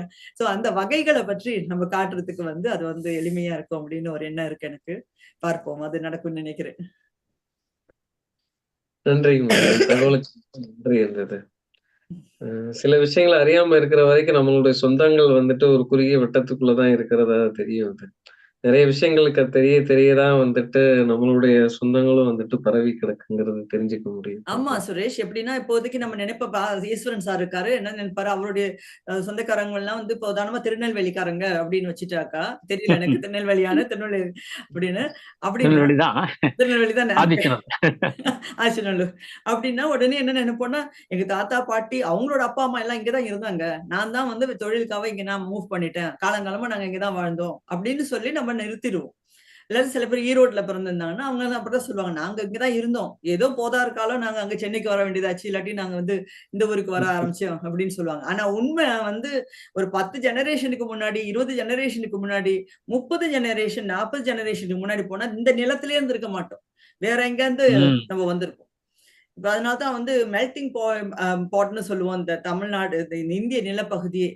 சோ அதுல வந்து எத்தனையோ கலப்புகள். இப்ப நம்மளுடைய ஒரு 30 பேரை பிடிச்சு நிறுத்தி எல்லாருடைய முகத்தையும் பார்த்தா எல்லாரும் ஒரே மாதிரி இருக்க மாட்டோம். அதுல எத்தனை கலப்புகள் இருக்கு அப்படிங்கிறது நமக்கு தெரியும். ஆனா நமக்கு அதை பார்க்கறதுக்கு பயமாவும் இருக்கு சில பேருக்கு, உண்மையை பார்க்க பயப்படுவாங்க சில பேர். சோ ஆனா கலப்புகள் நிறைந்தது அந்த மனித குலம். அது நிறைய, ஏன்னா மனித குலம் எங்கேயுமே ஒரு இடத்துல நிக்காது. அதுவும் வந்து வெறும் ஹோமோசிப்பியனோட மட்டும் கலப்பு இல்ல. பார்த்தோம்னா இப்போதைக்கு நமக்கு நேண்டத்தாலோட கலப்பு இருக்கு, டெனோசோவியனோட கலப்பு இருக்கு. அதுல இருந்து ஒரு 2%, இதுல இருந்து ஒரு 1.7%, இன்னும் வேற வேற இது வரைக்கும் நம்ம அடையாளம் காட்டப்படாத சில இதோட கூட நமக்கு கலப்பு இருக்கு அப்படிங்கறத கண்டுபிடிச்சிட்டே இருக்கிறாங்க இந்த ஃபீல்டுல. சோ அதனால வந்து நம்ம வந்து பெரும் கலப்புலதான் நம்ம வாழ்ந்துட்டு இருக்கோம். அதை நினைச்சு நம்ம சந்தோஷப்படணும். ஏன்னா கலப்புகள் ரொம்ப குறைஞ்சவங்களுக்கு நோய் வந்து ரொம்ப காலம் அவங்களால வாழ முடியாது. அதனால கலப்பு நிறைய உள்ளவங்க தான் நமக்கு வந்து பலவிதமான ஜீன் மியூட்டேஷன் எல்லாம் நடந்து பலவிதமான தாக்கங்கள்லாம் எதிர்கொண்டு நம்ம வந்து நிக்கிறோம், ரொம்ப காலம் வந்து நிக்கக்கூடிய அளவுக்கு நம்ம இருக்கிறோம்னா அது கலப்புகள் நிறைய இருக்கிறதுனால அப்படின்னு நம்ம புரிஞ்சுக்கணும். சோ ஏன்னா இப்ப இருக்க ஒரு சூழல் நம்ம பாக்குறோம், பல பல பல சொசைட்டில இருக்கு. இந்தியால மட்டும் இல்ல, யூதர்கள் மத்தியிலும் இருக்கு. இப்ப பார்த்தோன்னா சூடான் அப்புறம் வந்து மற்றொரு ஆப்பிரிக்கன் நாடு இருக்கு, அங்க கூட வந்து சின்ன குரூப்லயே இருப்பாங்க. இங்க நான் ஜாதின்னு சொல்ற மாதிரி அங்க வந்து சின்ன குழுக்குள்ளே இருப்பாங்க, அதை விட்டு அவங்க கல்யாணம் பண்ண மாட்டாங்க. ஆனா அவங்களுக்கு எல்லாம் பலவிதமான நோய்கள் வந்துட்டு இருக்கு. அந்த நோய்களுக்கான மருந்து தேடுவதே வந்து பார்மசூட்டிக்கல் ஃபீல்ட்ல ஒரு பெரிய ஒரு விஷயமா நடந்துகிட்டு இருக்கு. சோ இதெல்லாம் வந்து சயின்ஸ் நமக்கு காட்டுற பல விஷயங்கள். இப்ப நம்ம குடும்பங்கள்லயே கூட பார்க்கலாம், பல பேருக்கு பல மாதிரியான நோய்கள் இருக்கும். அதெல்லாம் நம்ம ஏதோ கடவுள் கொடுத்தார் அப்படின்னு சொல்லிட்டு நம்ம பாட்டுக்கு பேசாம போயிடுவோம். என்ன பாவம் பண்ணாங்களோ, என்ன பிரச்சனை வந்ததோ, என்ன நம்ம பாவம் செஞ்சோமோ அப்படின்னு பேசிட்டு நம்ம சயின்ஸ் பக்கத்துக்கு பார்க்காம நம்ம பாட்டுக்கு போயிடுவோம். ஆனா இது எதனால வந்ததுங்கிறத யோசிச்சு பார்த்தோம்னாக்க நமக்கு ஒரு சிறு குழுவிலேயே நம்ம திருமணம் பண்ணிக்கிட்டே இருக்கும் பொழுது இந்த மாதிரியான பிரச்சனைகள் வர்றதுக்கான காரணங்கள் இருக்கிறதையும் வந்து புரிஞ்சுக்க முடியும். இதனால இந்த டிஎன்ஏ சயின்ஸ் ஏரியா வந்து நம்ம நிச்சயமா தமிழ் உலகத்துக்கு கொண்டாந்து சேர்க்கணும். எவ்வளவு எளிமைப்படுத்த முடியுமோ அந்த அளவுக்கு நம்ம எளிமைப்படுத்தணும், கொண்டாந்து சேர்க்கணும். நன்றி. நன்றி தோழர். நாம் வந்து பொதுவாக நீங்க இப்ப பிரச்சனைகளுக்கெல்லாம் முந்தைய ஜென்மங்கள் தேடி போவது போலதான் இருந்தோம். ஆனா இன்னைக்கு எல்லாம் வந்து பிரச்சனைகள், புது விதமான பிரச்சனைகளுக்கு எல்லாமே முந்தின டிஎன்ஏ தொடர்பான பிரச்சனைகள் எல்லாம் இன்று பொருந்து மருந்து கண்டுபிடித்து கொண்டிருக்கிறார். அதனால ஜென்மம், போன ஜென்மமோ அடுத்த ஜென்மம் என்கின்ற பிரச்சனைக்கு தீர்வை தேடி போவதை விட அறிவியல் பூர்வமாக டிஎன்ஏ மூலமாக பிரச்சனையை புரிந்து மருத்துவத்துறையும் தீர்வு கண்டு கொண்டிருக்கிறது. நிச்சயமாக அறிவியல் நமக்கு வந்து துணை புரிந்து கொண்டு தான் இருக்கிறது, மருத்துவ வகையிலும் சொல்லலாம். உண்மைதான் தோழர். ஏன்னா எல்லா கேள்விகளுக்கும் பதில் இல்லைனாலும் அறிவியல்னால பல விஷயங்களுக்கான பதில சொல்ல முடியும். இப்ப நம்மளுடைய மூட நம்பிக்கைகளுக்கான பதில் சொல்ல முடியாது. நம்ம சிந்தனைகள்ல வந்து எவ்வளவு கதைகளை சேர்த்து வச்சிருக்கோம். மறுபிறவி, 7 பிறவி, அப்படி இப்படிலாம் நம்ம சேர்த்து வச்சிருக்கோம். அதுக்கெல்லாம் எந்த ஒரு பதிலையும் சொல்ல முடியாது. அதெல்லாம் நம்பிக்கையின் அடிப்படை. ஆனா அறிவியல் வந்து பல விஷயங்களுக்கு நமக்கு தெளிவே கொடுத்துருது. அப்ப அறிவியல் நோக்கி நம்ம போகும்போது நம்ம வாழ்க்கை வந்து நமக்கு எளிமையா இருக்க மாதிரி இருக்கு. இந்த புரிஞ்சுக்கிறதுக்கு நமக்கு எளிமையா இருக்கு. ஹர்ஷா கை வைத்திருக்காங்க, நீங்க பேசுங்க ஹர்ஷா. நான் உங்களுக்கு, நீங்க அன்மியூட் பண்ணிக்கோங்க.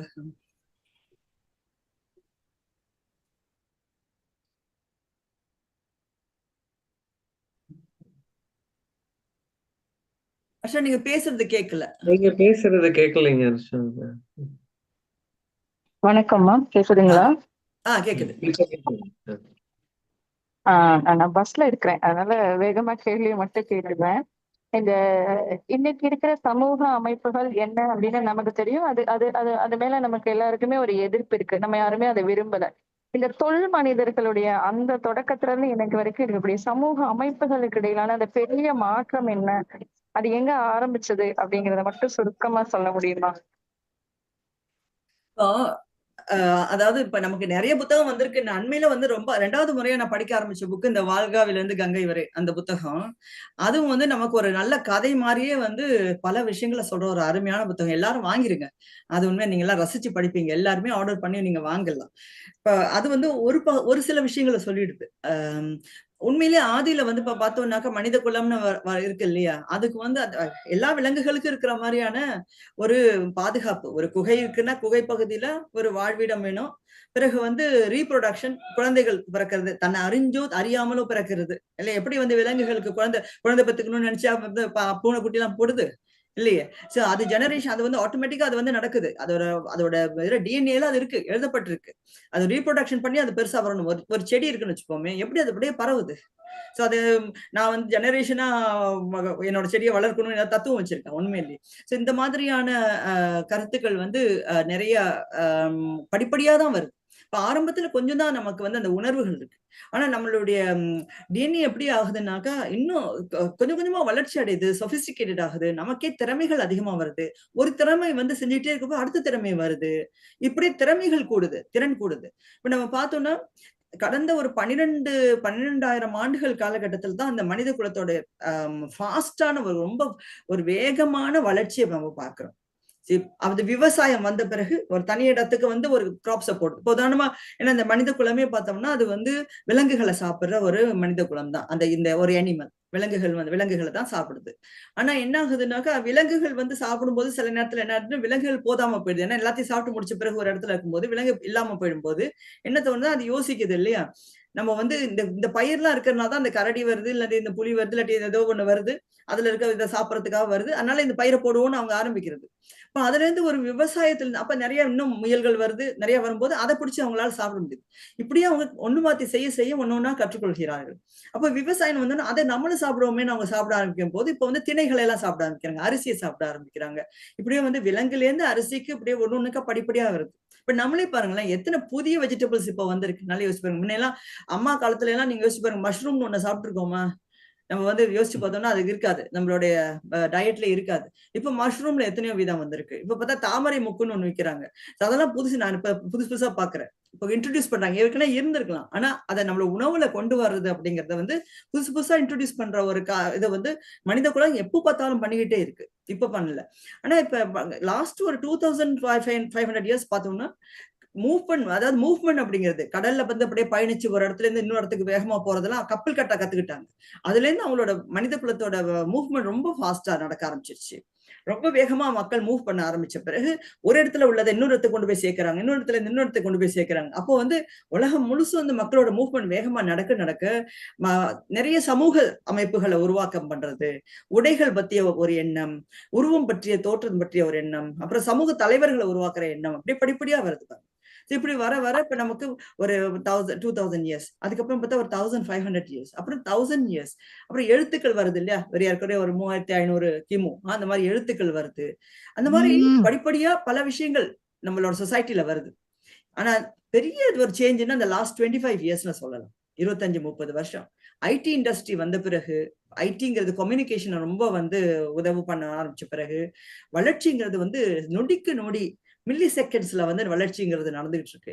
அதனால வந்து எல்லா துறையிலுமே நம்மளால யோசிக்கவே முடியாத அளவுக்கு வானியல் ஆய்வுகள் போயிட்டு இருக்கு. ஏதாவது நம்மளால கிரகிக்க முடியுதா? முதல்ல ஈஸ்வரன் தோழர் சொன்னார், எனக்கு அறிவியல் வந்து எளிமையா கொடுக்கணும் அப்படின்னு. இப்ப நம்ம அஸ்ட்ரோ சயின்ஸை பத்தி நம்ம கொடுக்கணும்னா எப்படி கொடுக்கறது? அந்த அளவுக்கு அது எங்கேயோ போயிடுச்சு. இந்த இந்த வாழ்வியல், இந்த நம்மளுடைய இந்த வாழ்க்கையில நம்ம படிக்க முடியுமான்னு கூட நமக்கு தெரியல. எத்தனையோ சயின்ஸ் தோன்றி எத்தனையோ வகையில வளர்ந்துருச்சு. அதுக்குள்ள நம்மளுடைய சமூக வாழ்வியல் விஷயம் அப்படிங்கிறது இருக்குல்ல, என்னை பொறுத்த வரைக்கும் அதை வந்து நம்ம இன்னும் கொஞ்சம் எப்ப பார்த்தாலும் அதை மீள் ஆய்வு செய்துகிட்டே இருக்கணும்.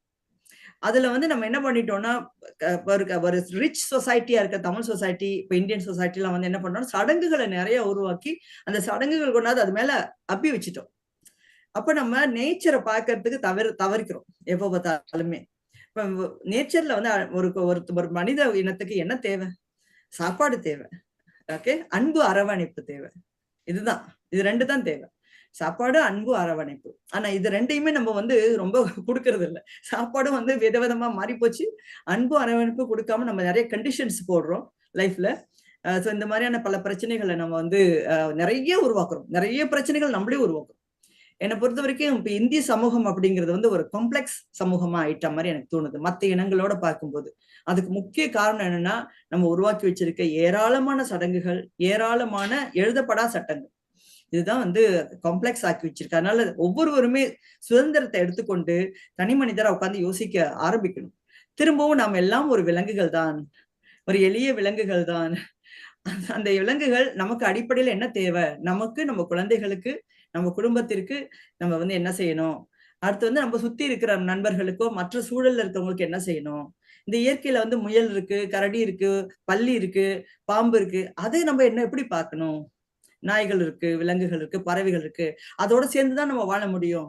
அதுல ஏதாவது ஒண்ணு எக்ஸ்டிங் ஆனா கூட நம்ம பாதிக்கும், அது புரிஞ்சுக்கணும். இந்த உலகத்துல அப்படி ஒரு சைக்கிள் இருக்கு. அப்ப அதை புரிஞ்சுட்டு அதை வாழ்றதுதான் வாழ்க்கையா இருக்குங்கிறதா இந்த டிஎன்ஏ சயின்ஸே காட்டுது. ஆனா நம்மளுடைய டெய்லி லைஃப்ல நம்ம அதை யோசிக்கிறது இல்ல. நமக்கு எத்தனையோ லிஸ்ட்ல வச்சிருப்போம் இல்லையா, பெரிய ஒரு லாங் லிஸ்ட் ஒண்ணு வச்சிருப்போம். இதை இந்த டைமுக்குள்ள முடிச்சாகணும், இதை அந்த செஞ்சாகணும், அவர்கிட்ட அதை போய் பேர் வாங்கி ஆகணும், அவருக்கு புகழ் வாங்கி ஆகணும், இந்த பதவியை வாங்கி ஆகணும், இல்லைங்களா? நம்மளுடைய இதை வந்து இந்த இயற்கைக்கு மீறிய அளவுக்கு எங்கேயோ ஒரு இடத்துல நம்ம தெரிஞ்சுக்கிட்டு இருக்கோம் இப்ப. சோ அதை நிறுத்தி நிதானிக்கிறதுக்கு சயின்ஸ் நிச்சயம் உதவும்.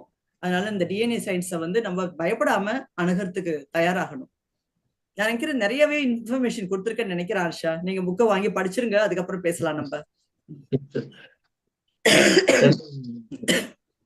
நிறைய தகவல்கள் தான் இருந்தது. பொதுவா ஒரு புத்தகம் பாத்தீங்கன்னா வந்து ஒரு வெற்றிமாறன் படம் வர மாதிரி ஒரு குறிப்பிட்ட அத்தியாயம், ஒரு குறிப்பிட்ட பகுதி, அந்த ஒரு இடத்துல வந்துட்டு நம்ம வந்து அங்க வாழ்றத பத்தி பாக்குற மாதிரி இருக்கும். சில புத்தகங்கள் படிக்கும். சில புத்தகங்கள் தான் பாத்தீங்கன்னா சங்கர் படம் மாதிரி வந்துட்டு உலகம் முழுக்க டிராவல் பண்ண வந்தது. அந்த மாதிரி வந்துட்டு உங்களுடைய புக்கு வந்து படிக்கையில வந்துட்டு ஒரு வேர்ல்ட் டூரே போற மாதிரி தான் இருக்குது ஒரு ஃபீலிங். அதனாலதான் கேள்வி வந்து பதில் பாத்தீங்கன்னா வந்துட்டு நிறைய தகவல்களோட எங்களுக்கு கிடைக்குது. மிக்க நன்றி. வேற நண்பர்கள் கேள்வி இருக்கா? நீங்க எங்க 2 பேர்ட்டையும் கேட்கலாம். ஈஸ்வரன் சார்ட்டையும் கேட்கலாம்.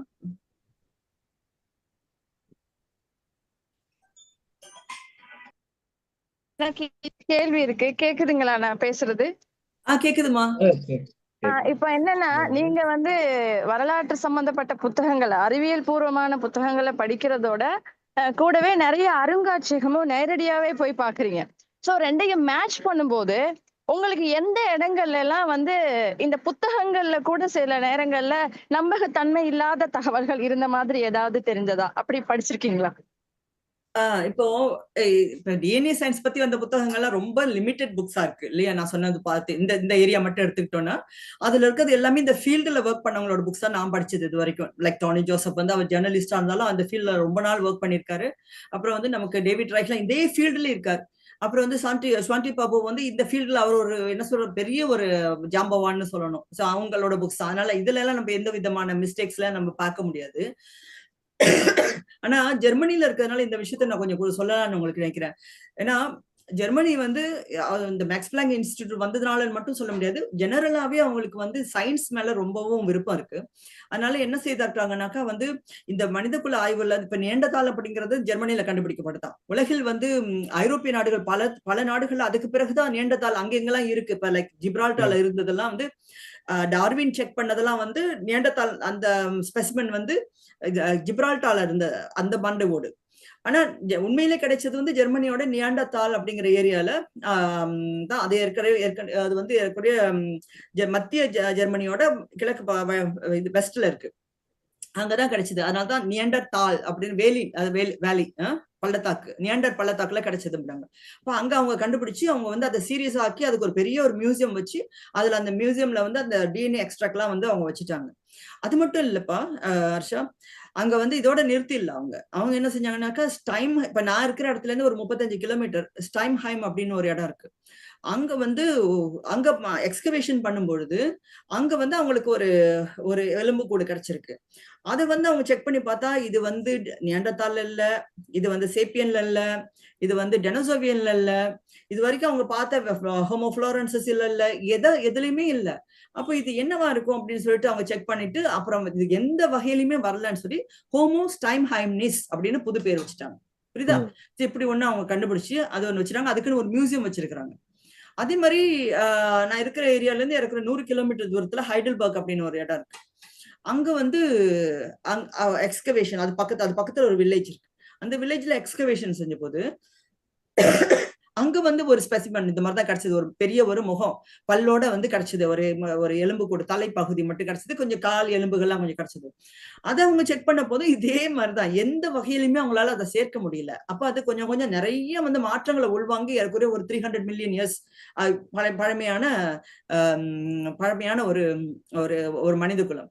அதை என்ன பண்ணாங்க ஹோமோ ஹைடல்பர்கன்சிஸ் அப்படிங்கிற பேர் கொடுத்து அந்த ஸ்பெசிமனை வச்சுட்டாங்க. சரி, இப்ப ஜெர்மனில வந்து நிறைய இந்த மாதிரி கண்டுபிடிச்சிட்டாங்க. இந்த மாதிரி இப்ப மலேசியா இந்தோனேஷியா அப்படின்னு எடுத்துக்கிட்டாக்கா இங்க வந்து ஜாவா மேன் அப்படின்னு ஒண்ணு ஏன்னா எந்த வகையிலுமே வராததுனால அங்க ஜாவால கிடைச்சதுனால அது ஜாவா மேன் அப்படின்னு சொல்லிட்டு அந்த எலும்பு கூட்டுக்கு ஒரு பேர் வச்சுட்டாங்க. அது மாதிரி இந்தோனேஷியால வந்து சயின்டிஸ்ட் வந்து அங்க போய் ஆராய்ச்சி பண்ண போது குள்ளமான மனிதர்கள் நீங்க பார்த்திருப்பீங்க. மனிதர்களே குள்ளமா இருப்பாங்க தெரியுமா, ரொம்ப குள்ளமா. சோ அந்த வகை குள்ள மனிதர்கள் இன்னும் இருக்கிறாங்க இந்தோனேஷியால சில தீவுகள் இருக்காங்க. சோ அவங்களோட வகைப்படுத்துறதுல அவங்களோட தொடர்புள்ள மாதிரி ஒண்ணு கிடைச்சது. அது ஹோமோ ஃப்ளோரன்சிஸ் அப்படிங்கிற பேர்ல ஒண்ணு வச்சிருக்காங்க. சோ இந்த மாதிரி நிறைய வந்து மியூசியம்ல சேர்த்து அவங்க பல தகவல்களை கொடுத்து ஆவணப்படுத்தி வைக்கிறதோட அறிக்கைகள்ல நிறைய கொடுக்குறாங்க. ஆனா இந்தியால எனக்கு இது வரைக்கும் ஒண்ணும் தெரியவே இல்லை இல்லையா? இப்ப நமக்கு வந்து கிடைச்சதுல பார்த்தோம்னா இப்ப 75,000 இயர்ஸ்க்கு முன்னாடி நமக்கு வந்து இப்ப கிடைச்சிருக்கு. இப்ப நினைக்கிற அக்கிகிரியில கிடைச்சிருக்கு ஒண்ணு இல்லையா? சோ அது வந்து அது ஹோமோ எரெக்டஸ் வகையா இருக்கலாம் அப்படின்னு சொல்லிட்டு அதை வந்து ஐடென்டிஃபை பண்றாங்க. கொஞ்ச நேரம்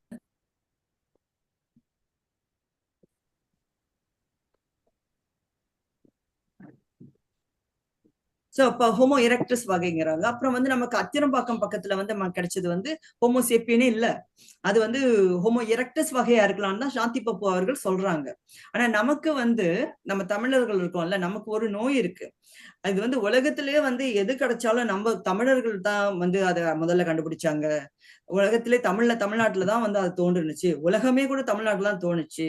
உலகத்துல இருக்க அத்தனை இசை, கலை, நாட்டியம், உணவு அத்தனையுமே இங்கதான் தோணுச்சுன்னு சொல்றதுல ஒரு விருப்பம் இருக்கு. சோ அதனால சயின்ஸை பார்க்க விரும்பாததுனால நம்ம எல்லாமே நமக்கோட வழித்தோன்றல்கள்லாம் அத்திரம்பாக்கத்துல இருந்து வந்தவங்க அப்படின்னு சொல்றது ஒரு போக்க ஒண்ணு வச்சுட்டு இருக்காங்க. சோ அது தவறு. அதுதான் இப்ப டாக்டர் சாந்தி பப்பு அவங்களோட PhD தீசிஸ்ல அவங்க எழுதியிருக்காங்க. இது வந்து இது எந்த ஒரு இந்த கிடைச்ச ஸ்பெசிமென்ஸ் இதுல இருக்க டூல்ஸ் எல்லாம் பார்க்கும்போது இது ஹோமோ சேப்பியன் வகையில, ஹோமோ நியண்டர்தால் வகையில வேற எதுலயுமே நடையில ஏறக்குறைய கொஞ்சம் கொஞ்சம் நமக்கு எரெக்டஸ் வகையில வருது. ஏன்னா ஹோமோ எரெக்டஸ் வந்து அதே காலகட்டத்தில் 1.7 மில்லியன் இயர்ஸ் அகோ இப்ப சைனால கிடைச்சிருக்கு, இந்தோனேஷியால கிடைச்சிருக்கு. அதே காலகட்டத்துல அந்த மூவ்மெண்ட் இருந்திருக்கலாம், இந்த மனித கூட்டம் இந்த பகுதியிலாம் நகர்ந்திருக்கலாம். அப்ப அதுக்கான ஒரு சான்சஸ் இருக்கு அப்படின்னு சொல்லிட்டு அவங்க அந்த ஒரு ஹைப்போதிசிஸ் வைக்கிறாங்க. இதான் சயின்ஸ். ஹைப்போதிசிஸ் தான் நம்ம வைக்க முடியும் இல்லையா? இன்னும் ஆதாரங்கள் கிடைக்கும் போது தோண்டி தோண்டி எடுத்து நம்ம கண்டுபிடிக்கும் போது இன்னும் நம்ம கொண்டு வந்து சேர்க்கலாம். அப்ப இந்த மாதிரியான ஒரு கிளாஷ் ஒண்ணு இருக்கு. நமக்கு வந்து ஆய்வறிக்கைகளை பார்க்கறதுக்கும் மனிதர்கள் தங்களோட சுய விருப்பங்கள்ல சொல்றதுக்குமான விருப்பங்கள் அப்படிங்கிறதும் ஒரு பெரிய பிரச்சனையா.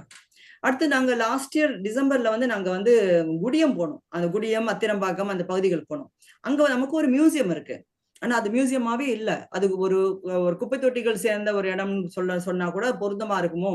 ஆனா அங்க வந்து மிக முக்கியமான அந்த டூல்ஸ் அப்படின்னு சொல்றோமே அதெல்லாம் அங்க இருக்கு நிறைய.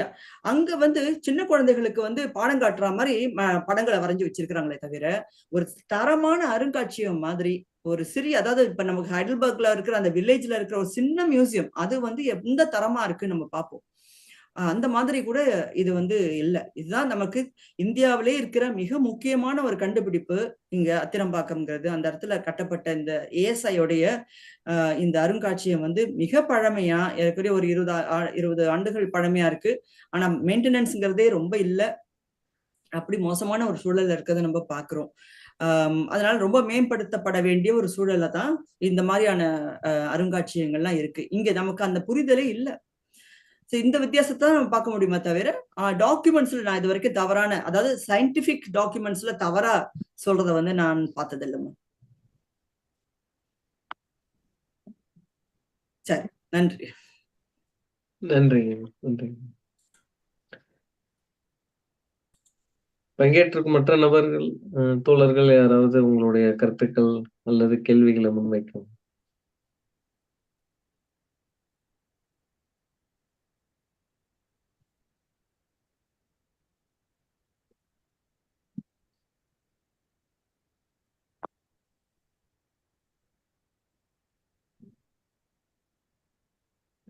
தமிழ் எஸ்ங்கிறவங்க பேச போறீங்களா? நீங்க ஏதோ பேச முயற்சின்னு நினைக்கிறேன். ஏதாவது பிரச்சனையா உங்களுக்கு?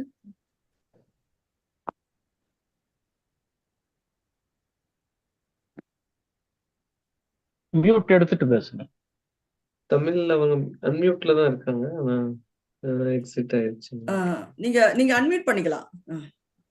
நீங்க அன்மியூட் பண்ணிட்டு பேசுங்க. பானு ரேகா நீங்க பேசுறீங்களா? வணக்கம் மேம். நான் சார் பேசுனது கேட்கல, கொஞ்சம் லேட்டா இணைஞ்சேன் வெளியிருந்து வந்ததுனால. ஆனா பட் இந்த புத்தகத்தையே நான் வச்சிட்டு இருக்கேன், படிச்சிருக்கேன் பாதி. அதனால நீங்க பேசுனதெல்லாம் கேட்டேன். நீங்க சொல்ற மாதிரி அதுலயேவும் எழுதியிருக்கீங்க. இப்போ அந்த சாதி அடிப்படையில நம்ம பேசிட்டு இருக்கோம். ஆனா மனித குல வரலாறுன்றது எங்க இருந்தோ தொடங்குது, நகர்வு எல்லாம் எப்படி எல்லாம் நடக்குன்றது சயின்ஸ் தொடர்ந்து நமக்கு சொல்லிட்டு இருக்கு. ஆனா அதை நம்ம காது கொடுத்து கேட்கல. அது இல்லாம நம்ம தமிழ்லயும் அதற்கான புத்தகங்கள் இல்லை. அதை நீங்க நான் படிச்சதுல உங்களோட புத்தகம் தான் முதல்ல இந்த மாதிரி தொல் மனித குலங்களை பத்தி படிச்சதும், இந்த சயின்ஸோட நகர்வு எப்படிலாம் இருக்கு அதுக்கான ஆதாரங்களோட நீங்க அதுல இப்படியான எங்களுக்கு என்ன ஆங்கிலத்துல இருக்கிற புத்தகங்களை நாங்க வாசிக்க முடியாது. எங்களுக்காக இந்த மாதிரி புத்தகங்கள் நீங்க இன்னொரு அடுத்தது கூட ஒரு செஞ்சுட்டு இருக்கேன்னு சொன்னீங்க, ஒரு ப்ராஜெக்ட். இது போல புத்தகங்கள் நமக்கு வரணும். அது வந்து நம்ம எல்லார்கிட்டையும் எடுத்துட்டு போகணும். முக்கியமா ஸ்டூடெண்ட்ஸ் கிட்டையும் எடுத்துட்டு போகணும். மற்ற நம்ம எங்களை மாதிரி ஆசிரியர்களுக்கும் இந்த மாதிரி புரிந்து கொள்வதற்கு ஈஸியா இருக்கும்.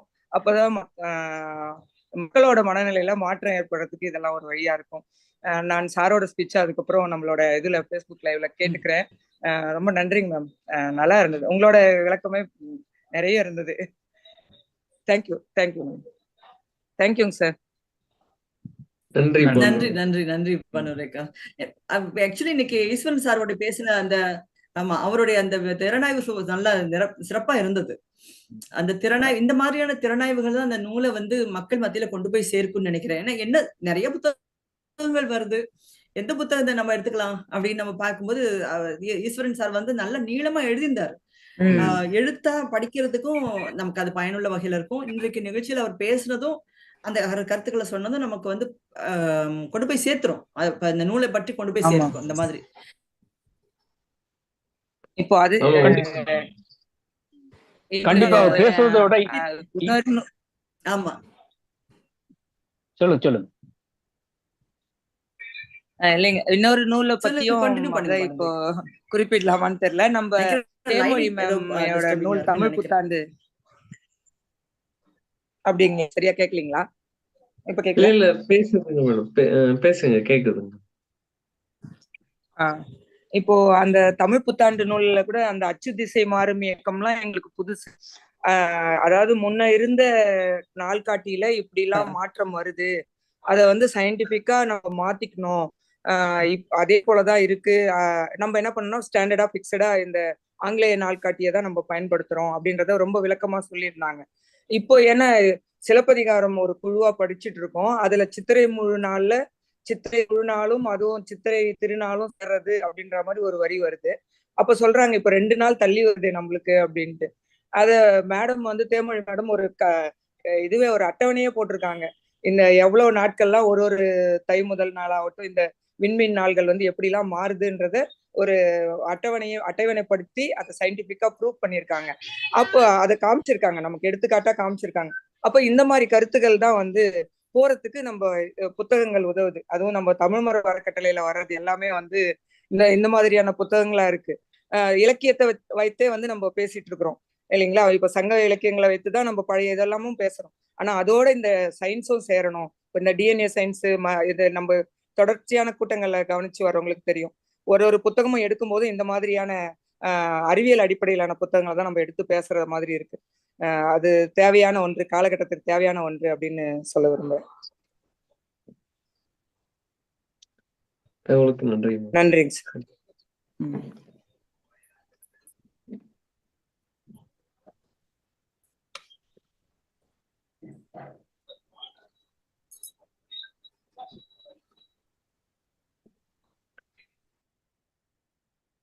வேறு தோழர்கள் யாரும் உங்களுடைய கருத்துக்களை தெரிவிக்கலாம். தமிழ் இப்ப எதுவும் பேச விரும்புறீங்களா?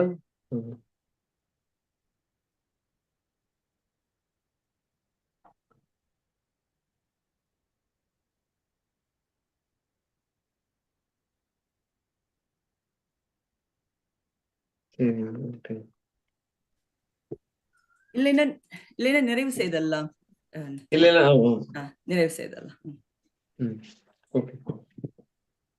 உங்களோட ஏற்புரை இருந்தது.